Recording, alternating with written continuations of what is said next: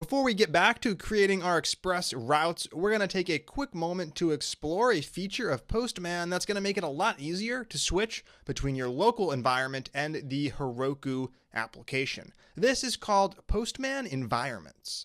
Now, in order to illustrate this, I am going to start up my local server by running node server.js. And over inside of Postman, we're going to start making a few requests. Now, if you remember, in the last video, we made a request to our Heroku application. I click send on the get to-dos URL, and I get the to-dos back as expected. The problem is that over here, the actual items saved in the collection, they all use that localhost URL, and there's no good way to switch between the two. To fix this issue, we're going to create environments, one for our local machine and one for Heroku. This is going to let us create a variable as the URL, and we can change that variable by flicking a switch over here in the environments dropdown. To illustrate exactly how this is going to work, I am going to be copying the Heroku URL right now. Then I'm going to head over to the No Environment dropdown and click Manage Environments. Here we currently have none, but we can go ahead and add two. The first environment I'm going to call to-do app local. This is going to be the local to-do application, and we can set up a set of key value pairs. Now, the only key we're going to set is URL. We're going to set a localhost URL for the to-do app local environment, and we'll set the Heroku URL for the to-do app Heroku environment, which we'll create in just a second. Right here, localhost 3000. We're leaving off paths because that is going to depend on the individual route. I'm going to go ahead and add that environment. Then we can create a second one. This one will be called to-do app Heroku, and we're going to set the URL key once again. This time though, we're setting it equal to the value I copied to the clipboard. This is the Heroku application URL. I'm going to add that. Now we have our two environments, and I can close that window manager. I'm going to close all of my tabs, and I'm not going to make any changes by saving. Then I'm going to go to Get To-Dos. Now currently Get To-Dos automatically fetches from localhost. What we're going to do is replace the URL, everything before the slash, with the following syntax, which will look similar if you're familiar with any templating engines. Two curly braces, followed by the variable name, URL, followed by two closing braces. This is going to inject the URL right here, meaning that the get to-dos request is now dynamic. We can change which endpoint it requests from, localhost or Heroku, based on the environment. I'm going to save this request and fire it off.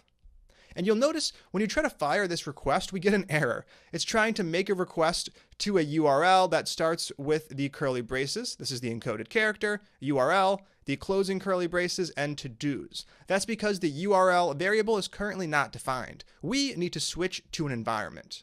Over in the environments list, we now have to-do app Heroku and to-do app local. If I click to-do app local and send that request off, what do I get? I get my two items in the local database. If I switch over to to-do app Heroku, this is going to make a request to the Heroku application. It's going to be updating this URL, and when I fire it off, we get a different set of data. This time around, all we have is our one to-do item, the one that's available on the Heroku application. With this in place, get to-dos can now easily be used to fetch localhost or Heroku items, and we can do the same thing with our post to-dos request. Right here, I'm going to replace the URL with curly braces, and inside of those curly braces, we'll have the URL variable.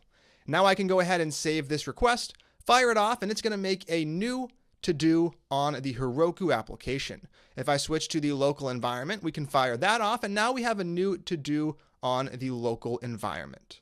The last request to change is going to be the get to-dos by ID request. We're going to take that localhost 3000 once again. Then we're going to go ahead and replace it with URL just like this, and now we are done. We can save the request, and we can go ahead and fire it off. Now this one has a second variable. This is the actual to-do ID. You could add this as a variable as well. For now though, since it's going to change as we add and delete to-dos, I'm going to simply grab one from the local database, move into the get to-dos request, swap it out here, and send it off. And we get our to-do back.